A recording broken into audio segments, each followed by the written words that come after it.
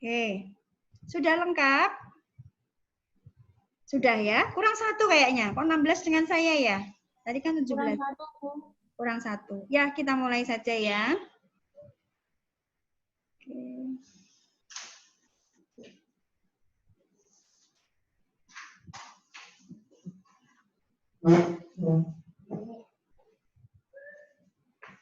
Bisa melihat materi saya?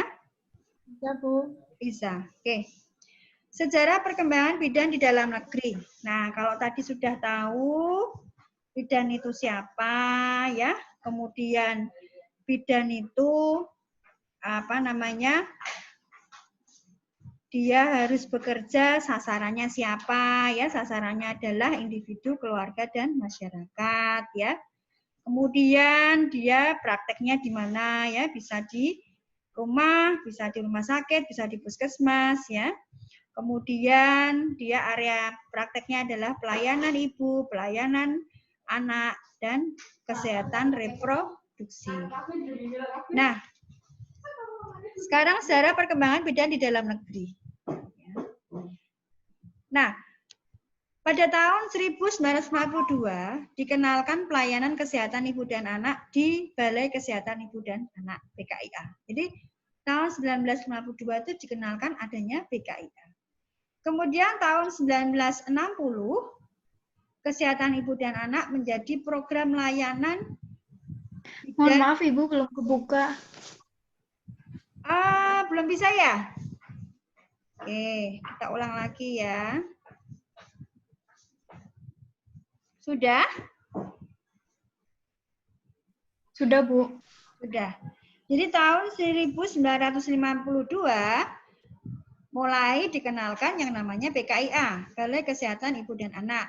Kemudian tahun 1960 sudah dimulai adanya puskesmas. Di situ ada pelayanan kesehatan ibu anak yang menjadi program layanan bidan. Nah, selanjutnya pelayanan KB dikembangkan tahun 1974 dan bidan diizinkan untuk memberikan pelayanan keluarga KB dengan metode sederhana, metode hormonal, KB pil suntik, implan, dan IUD, intrauterine device. Ya. Kemudian, nah, pada tahun 1990, perkembangan KIA mengarah pada keselamatan keluarga dan pelayanan bidan berkaitan dengan peningkatan peran wanita dalam mewujudkan kesehatan keluarga. Nah, kemudian tahun 1992, Presiden Soeharto mengemukakan perlunya dididik bidan untuk bidan desa. Ya, adapun tugasnya adalah pelayanan KIA, khususnya layanan ibu hamil, bersalin, nifas, dan bayi baru lahir, termasuk pembinaan dukun bayi, KB, pembinaan posyandu, dan mengembangkan pondok bersalin. Jadi tadi disampaikan bahwa kehamilan persalinan adalah sesuatu hal yang normal, sesuatu hal yang alamiah.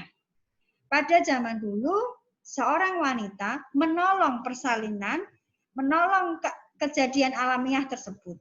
Ya, tetapi ada yang bisa melahirkan dengan selamat dan ada yang melahirkan meninggal. Nah, ini sehingga terbersit bahwa ini dinamakan nanti adalah seorang bidan dan harus dididik bagaimana agar ibu ini bisa melahirkan dengan selamat. Dan sebelum melahirkan kan juga ada kehamilan. Kehamilan itu juga harus dipersiapkan dengan baik, gitu ya. Ini tadi perkembangan mulai dari BKIA, puskesmas, ya, kemudian bidan desa. Nah, sekarang ini kalau yang ini tahun 1994 adanya ICPD, pelayanan bidan di Indonesia terpengaruh oleh pelayanan bidan lebih menekankan pada kesehatan reproduksi, ya, memperluas area pelayanan meliputi safe motherhood, ya, program penyelamatan selama masa reproduksi, family planning, penyakit menular seksual, ya, termasuk infeksi saluran reproduksi, kesehatan reproduksi, dan kesehatan reproduksi lanjut usia. Nah, peraturan-peraturan pemerintah yang mengatur tentang tugas, fungsi, dan wewenang bidan. Pertama ada dulu ya, Permenkes nomor 5.389 tahun 1963. Wewenang bidan terbatas pada pertolongan persalinan normal secara mandiri dan didampingi tugas lain. Kemudian Permenkes nomor 363 tahun 1980 diubah menjadi Permenkes 623 tahun 1989. Pembagian wewenang bidan menjadi wewenang umum dan khusus melaksanakan tugas di bawah pengawasan dokter. Kemudian ada Permenkes nomor 572 tahun 1996 mengatur registrasi dan praktek bidan. Bidan dalam melaksanakan prakteknya diberi kewenangan yang mandiri, yaitu mencakup KIA, KP, dan kesehatan masyarakat. Kemudian ada Kemenkes nomor 900 tahun 2002 tentang registrasi dan praktik bidan. Kemudian disempurnakan lagi, ya. Kemudian ada Permenkes nomor 1464 tahun 2010 tentang izin dan penyelenggaraan praktek bidan yang merupakan penyempurnaan dari Permenkes nomor 2 Permenkes nomor 149 tahun 2010. Nah, pada saat ini pelayanan bidan di Indonesia mengacu pada Undang-Undang nomor 4 tahun 2019 tentang kebidanan. Nah, Kemenkes peraturan pemerintah ya, ada undang-undang ini, kamu nanti bisa searching di internet. Isinya apa saja bisa dibaca ya. Tentunya kita dalam melaksanakan pelayanan kebidanan itu harus mengacu pada undang-undang ini. Tadi yang ditanya oleh temanmu, bagaimana kalau bidan melakukan kesalahan? Kita kembali lagi ke undang-undang. Wewenang-wewenang apa yang boleh kita lakukan, ya. Nah, sekarang perkembangan bidan di Indonesia. Tahun 1851, Dr. William, seorang dokter militer Belanda, membuka pendidikan bidan bagi wanita pribumi di Batavia. Ya, ini sejarahnya ya. Akan tetapi pendidikan ini hanya berlangsung singkat dan ditutup 2 tahun. Kemudian, karena kurangnya calon peminat, ya, pendidikan bidan bagi wanita pribumi tidak berlangsung lama. Jadi tahun 1851 mulai ada pendidikan bidan. Kemudian tahun 1902 dibuka lagi bagi wanita pribumi. Kemudian tahun 1914 juga diterima peserta didik bagi perawat wanita yang lulus. Jadi kalau yang 1902 itu bagi wanita pribumi, kemudian kalau 1914 itu siswanya itu dari seorang perawat. Mereka bisa menjadi seorang bidan dengan pendidikan selama 2 tahun. Ya. Kemudian tahun 1935, 1938, pemerintah Belanda mulai mendidik bidan, ya, lulusan muluk, SMP, bagian B, dan hampir bersamaan dengan didirikan sekolah bidan di beberapa kota besar, antara lain Rumah Bersalin Budi Kemuliaan, RSB Padang 2 di Jakarta, dan RSB Mardiwaloyo Semarang. Ya, bidan pendidikan muluk dan kebidanan 3 tahun disebut bidan kelas 1. Dan bidan dari lulusan perawat atau mantri disebut bidan kelas 2. Perbedaan ini menyangkut ketentuan gaji pokok dan tunjangan bagi bidan. Ya, jadi yang menjadi bidan itu ada yang lulusan dari perawat. Tadi makanya ada tanya, apakah bidan bisa menjadi perawat, Bu? Bisa. Ya, kalau mau sekolah perawat jadi perawat, ya. Jadi dulu perawat ya, kemudian dia sekolah ke bidan. Bisa. Tetapi dia harus memilih, dia harus memilih profesi perawat atau memilih profesi bidan. Karena dua profesi ini tidak bisa disandang menjadi satu gitu. Ya, jadi kalau misalnya di PNS itu ada yang punya basic perawat tetapi sekarang jadi bidan, dia mesti ditanya, kamu mau jadi bidan atau mau jadi perawat? Karena memang tidak bisa disatukan gitu ya. Kemudian tahun 1950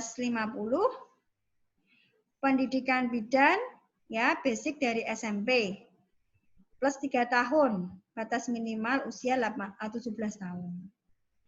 Kemudian 1954 dibuka sekolah guru bidan. Ya, awalnya hanya berlangsung 1 tahun, kemudian menjadi 2 tahun dan berkembang menjadi 3 tahun. Pada awal tahun 1972, institusi pendidikan ini dilebur menjadi sekolah guru perawat. Pendidikan ini menerima calon dari lulusan sekolah perawat dan sekolah bidan. Ya, jadi tahun 1972 itu adanya sekolah guru perawat yang inputnya adalah dari lulusan perawat ataupun lulusan sekolah bidan. Dan mulai inilah ya sekolah bidan ditutup, ya. Kemudian dibuka lagi sekolah perawat kesehatan SPK dengan tujuan tenaga multi purpose, di mana kalau di lapangan dia bisa menolong persalinan normal, ya SPK namanya, tahun 1974. Nah, tahun 1981 meningkatkan kemampuan perawat kesehatan SPK itu termasuk dalam pelayanan kesehatan ibu dan anak, dibuka pendidikan diploma 1. Jadi dari SPK ditambah 1 tahun untuk menjadi seorang bidan. Jadi SPK tambah 1 tahun.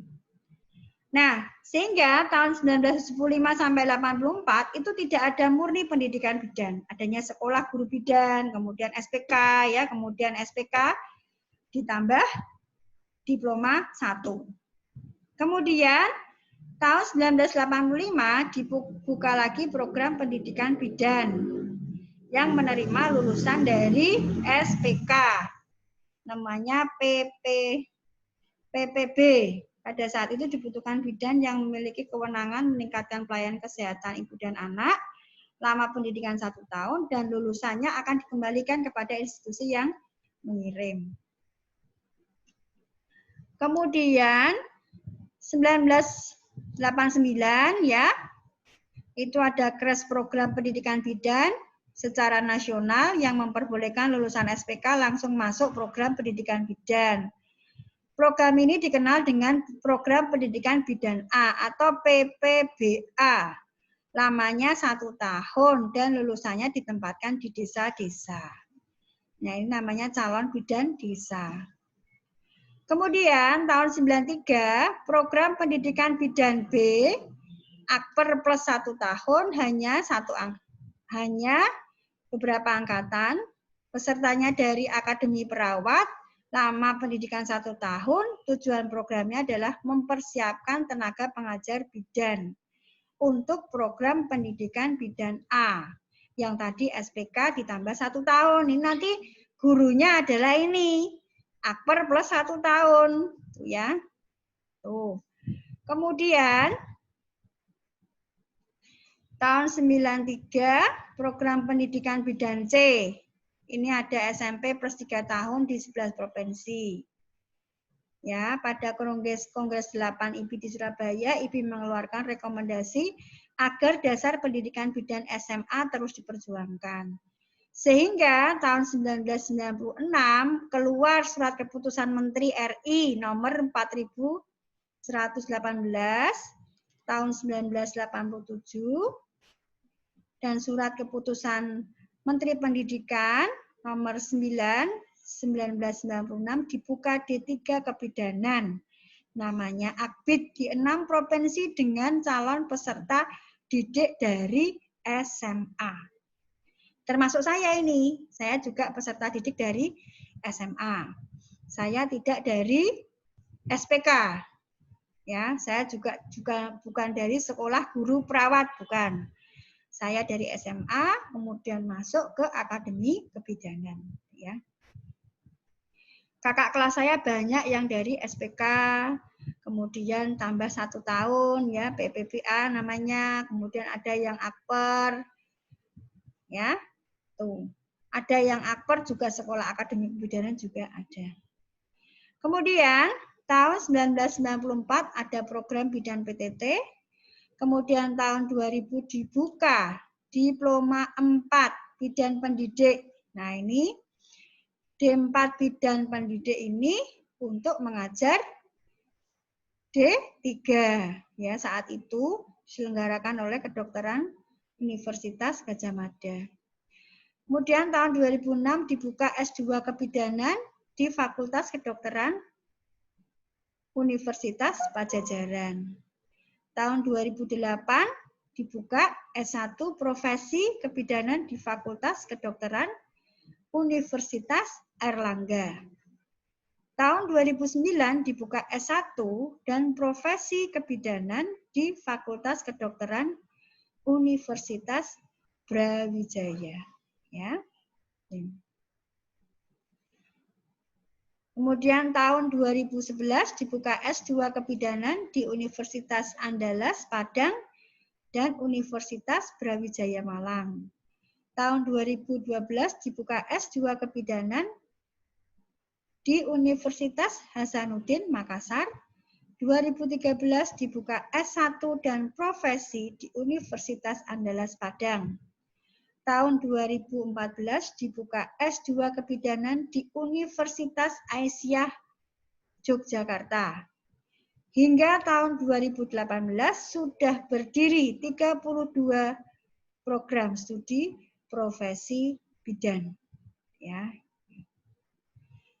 Kemudian, nah, Undang-Undang Dikti nomor 12 tahun 2012, program pendidikan vokasi semakin berkembang dengan dibukanya magister terapan yang sejak tahun 2014 sudah diselenggarakan oleh Poltekkes Semarang.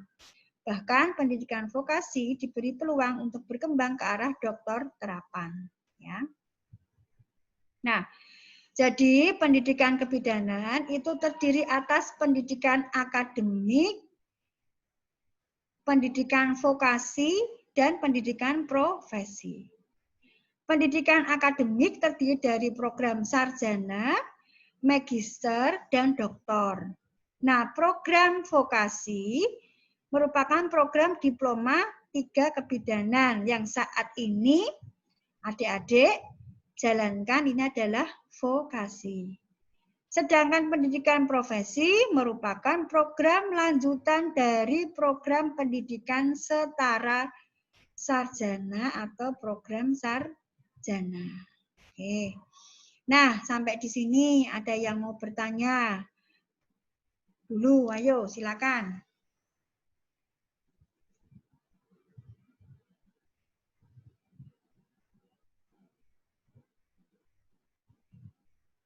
Ya, silakan. Siapa yang mau bertanya?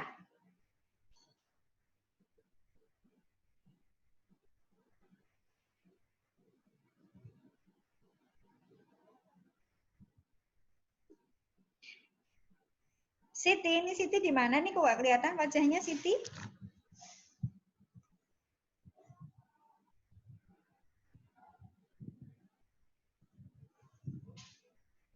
Ya, udah kelihatan sekarang.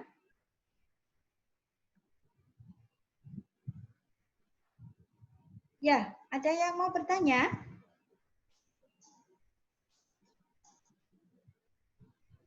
Ada yang mau bertanya? Silakan.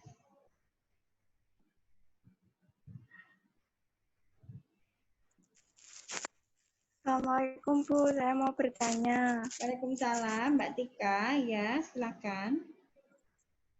Bu, apakah nanti kalau kita sudah lulus D3 mau lanjutin ke profesi itu berarti harus lewat S1 dulu dan itu berapa tahun? Apakah 4 tahun terus profesinya 1 tahun? Apakah gimana? Ya, nanti kalau kamu sudah selesai akademi kebidanan, itu nanti kalau mau ke profesi harus S1 dulu. S1 itu kurang lebih 4 semester, 2 tahun ya. Kemudian ditambah profesi itu 3 semester. Ya, 3 semester, jadi 1,5 tahun. Jadi ketemunya berapa itu? Sebentar, maaf.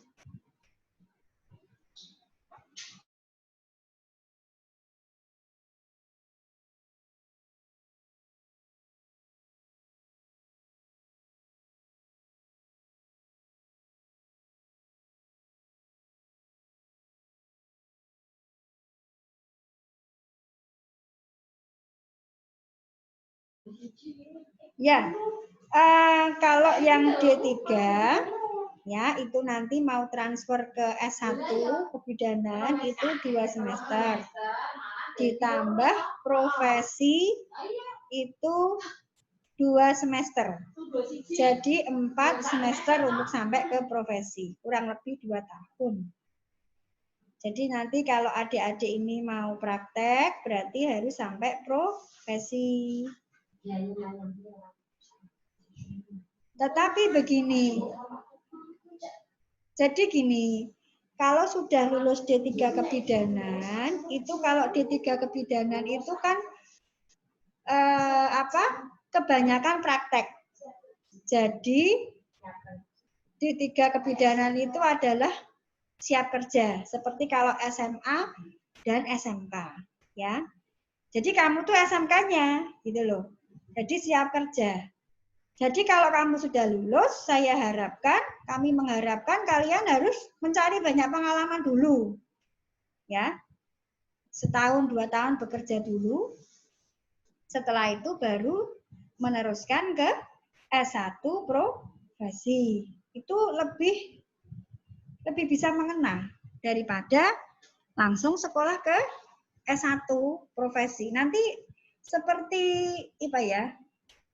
Seperti nanti kalau belajar hanya gitu-gitu aja, karena tidak ke lapangan, tidak mengerti aplikasinya gitu, ya.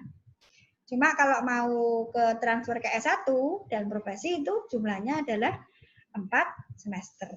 Itu ya, Dek ya.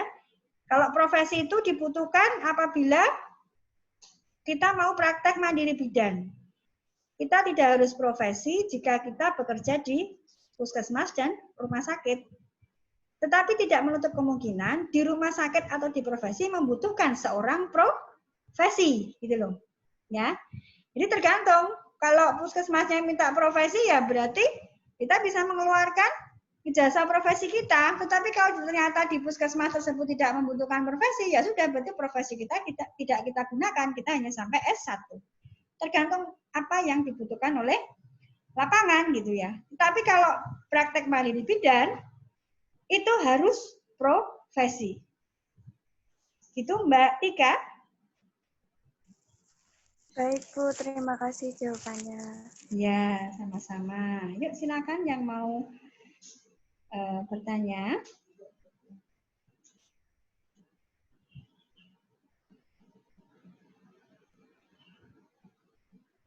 Ya, ayo. Ini sejarahnya harus tahu ya, kenapa kalian mau jadi bidan, dulu-dulunya gimana gitu ya. Nah, kalau boleh cerita, Bu Erna ini dulu lulus, Bu Erna ini dulu masuk dari SMA, Bu Erna bukan dari SPK. Dulu Bu Erna tadi dikatakan bahwa tahun 1996 sudah dimulai dibuka Akademi Kebidanan di 6 provinsi. Ya. Bu Erna masuk tahun 98. Ya, ternyata di Kota Semarang hanya ada 3. Satu di Akademi Depkes Semarang yang saat itu masih nemplok dengan Rumah Sakit Karyadi. Kemudian sama Rumah Sakit Panti Wiloso di Kota Semarang hanya ada itu. Ya, kemudian Bu Erna lulus tahun 2001. Ya, banyak tantangan pada saat itu dan banyak dipertanyakan apakah bidan lulusan akademi kebidanan dengan basic SMA bisa bekerja, gitu ya, sehingga kami banyak sekali yang banyak sekali yang masuk ke dalam sekolah D4 guru pendidik tadi. Mereka disiapkan menjadi pendidik D3. Jadi yang di pelayanan itu sangat sedikit sekali. Banyak terserap ke pendidikan. Ya.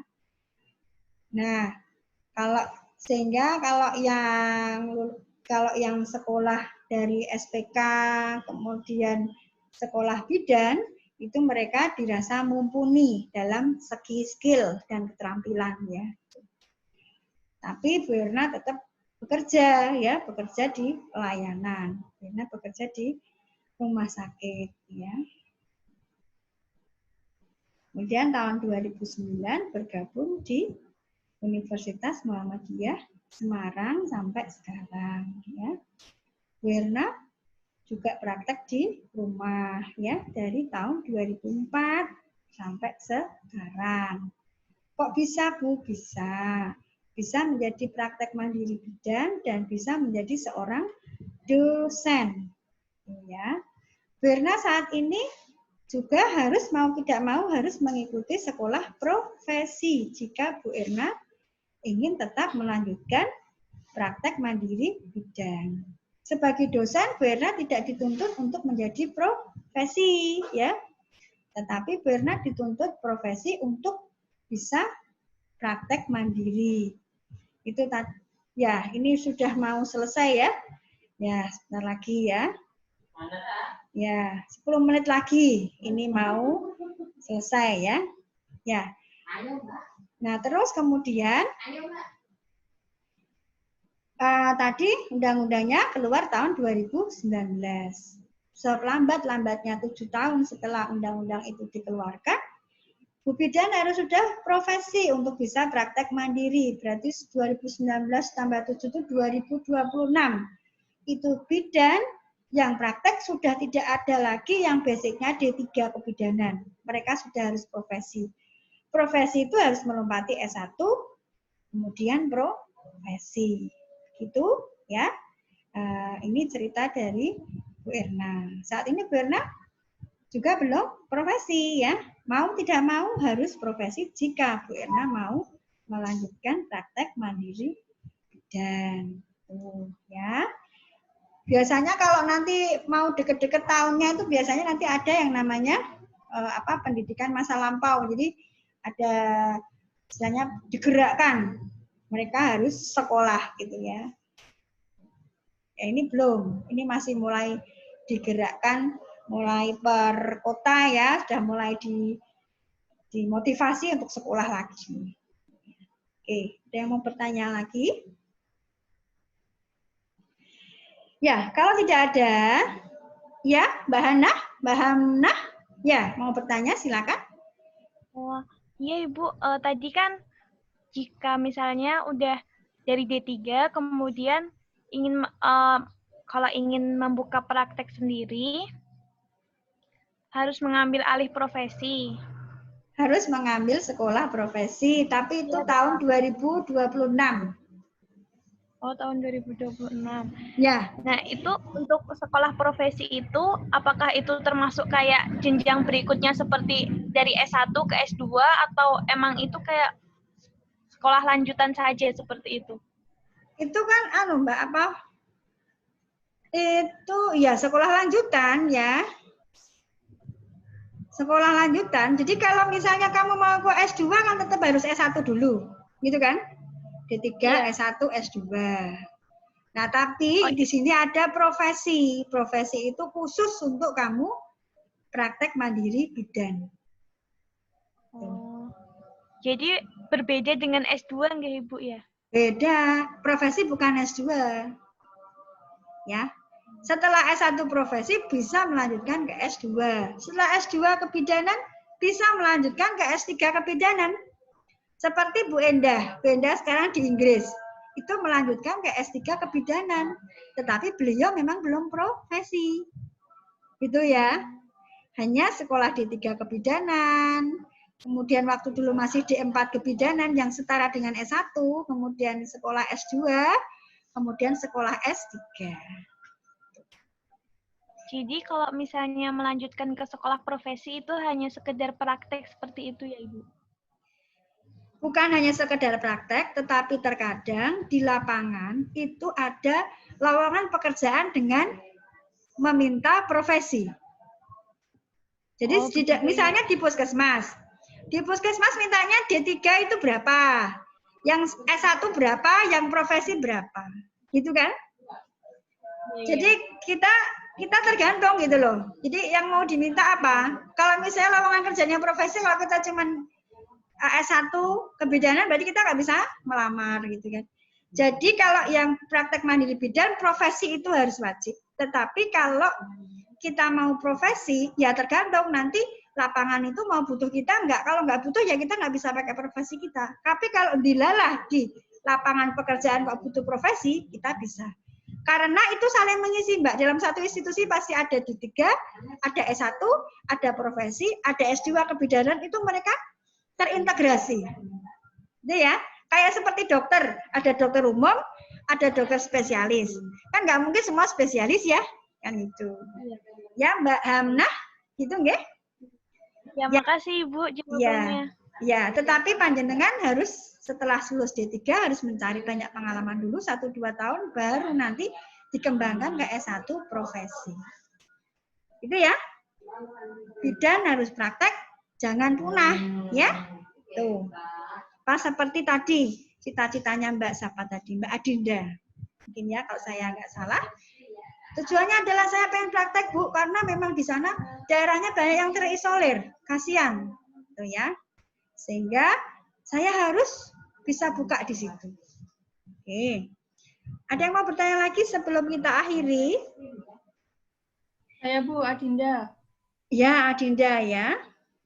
Nah itu kan kalau mau nerusin ke profesi itu kan harus masuk ke S1 dulu. Ya. Kalau udah lulus profesi itu mau membuka praktek mandiri itu jangka waktunya berapa lama, Bu? Biasanya setahun dulu, Mbak. Kamu harus praktek, harus punya pengalaman. Jadi kalau kamu dari D3, kemudian terus punya pengalaman 1 tahun, kemudian kamu sekolah S1 profesi, kamu udah bisa buka. Tapi kalau kamu dari D3 langsung S1 kemudian profesi, kamu harus magang dulu. Paling nggak 1 tahun untuk mempunyai banyak pengalaman lagi untuk bekal kamu untuk bisa praktek mandiri. Nggak bisa langsung lulus sekolah langsung praktek, nggak bisa. Iya. Seperti dokter umum kalau mau ke dokter spesialis mereka harus wiata bakti dulu berapa tahun baru bisa ke spesialis karena itu menjadi bekal untuk kamu ke spesialis.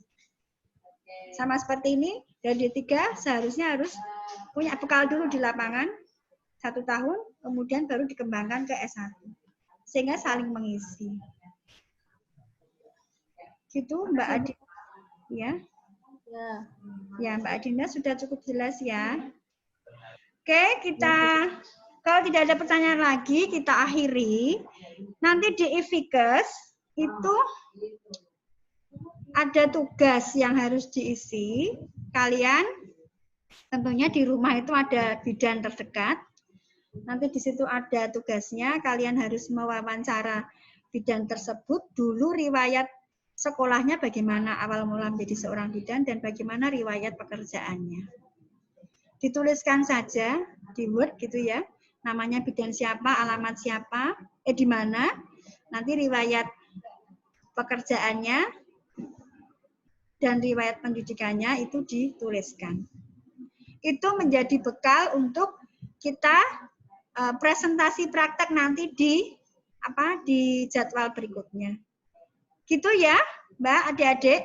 Kalau misalnya tidak bisa dimasukkan di IFIKES, segera confirm japri ke saya, sehingga nanti bisa saya masukkan bisa saya tulis list ya, sehingga nanti bisa tercover. Yang bisa dimasukkan ke IFIKES, silakan upload ke IFIKES, yang tidak bisa tolong tugasnya dijabri ke saya. Nanti yang pengen tahu tugasnya, muatannya apa saja bisa bertanya dengan temennya itu. Nanti